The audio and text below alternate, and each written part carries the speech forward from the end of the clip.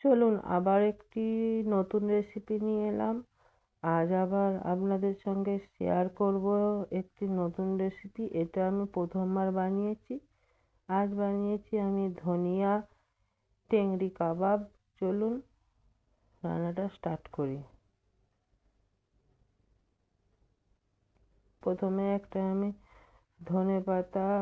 কিছুটা ধনে পাতা নিয়েছি, তার সঙ্গে কাঁচা লঙ্কা আর অল্প জল দিয়ে একটা মিহি পেস্ট বানিয়ে নিচ্ছি। এবারে আমি চিকেনটাকে ম্যারিনেট করব। এখানে লেগ পিস আছে 6 পিস।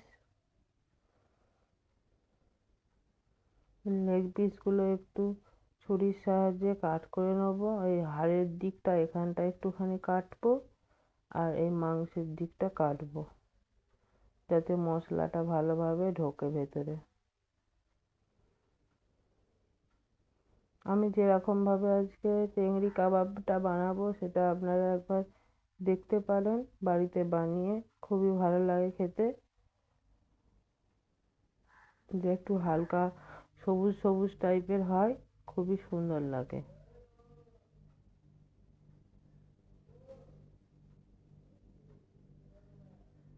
চিকেনটাকে ভালো করে কাট করে নিয়েছি।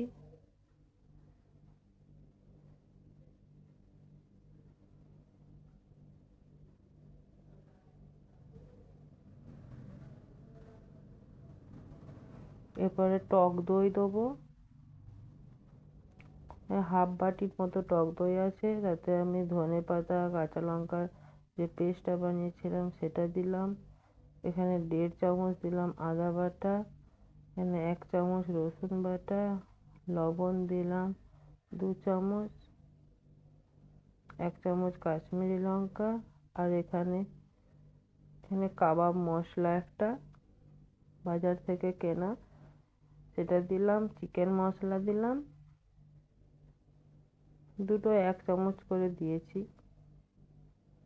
ভালো করে এটা এবারে মিশিয়ে নেব।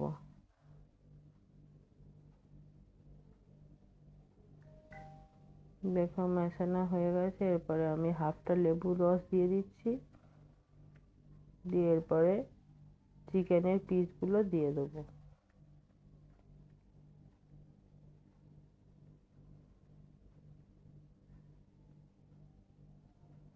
ভালো করে ম্যারিনেট করে নিলাম।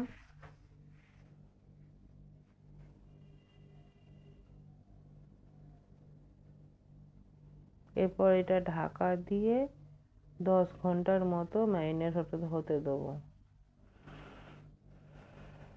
দেখুন 10 ঘন্টা পরে এটাকে আমি বের করেছি। কতটা ঠিক হয়ে গেছে, ভালোভাবে এটা মশলাটা মিশে গেছে। এরপরে আমি এটা ফ্রাই করব। আমি এটা কোন ওভেনে কড়াইয়ের ওপরে ফ্রাই করে দেখাচ্ছি। আপনাদের কাছে যদি গ্রিল মেশিন থাকে যেটাতে তন্দুরি গ্রিল করা হয় সেটাতেও করতে পারেন, তবে এতে করলে বেশি ভালো হয়, কারণ মশলাগুলো না সব বেরিয়ে যায় না, মানে মশলাগুলো চিকেনের মধ্যেই থেকে যায়।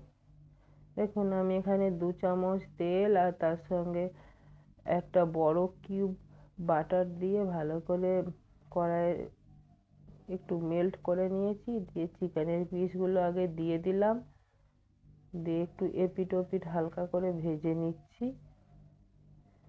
তারপরে আমি যে এক্সট্রা মশলাটা ছিল সেটা দিয়ে দেবো।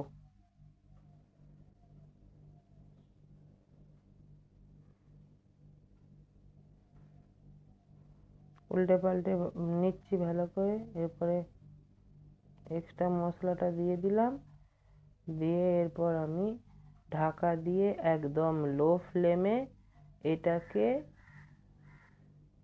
প্রথম 10 মিনিট কুক করব। দেখুন প্রথম 10 মিনিট পরে এটাকে আমি উল্টে নিচ্ছি আবার।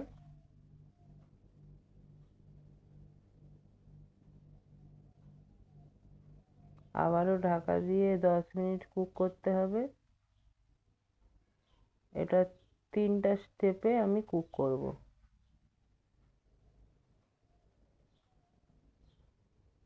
এরকম লো ফ্লেমে ঢাকা দিয়ে কুক করলে এই চিকেনের পিসগুলো ভালোভাবে কুক হবে। দেখুন আবার 10 মিনিট পরে আমি দেখালাম, ভালো করে উল্টে পাল্টে নিচ্ছি। মশলাটা শুকিয়ে এসেছে। এরপরে আবার লো ফ্লেমেতে আমি ঢাকা না দিয়ে এটাকে উল্টে পাল্টে নিচ্ছি। দেখুন প্রায় হয়ে গেছে, চিকেনের গায়ে পোড়া পোড়া ভাবটা চলেই এসেছে, পুরো রেডি। ঢাকা দিয়ে রাখলাম, দিয়ে গ্যাসের ফ্লেম বন্ধ করলাম। দেখুন হয়ে গেছে আমার ধনিয়া টেংরি কাবাব।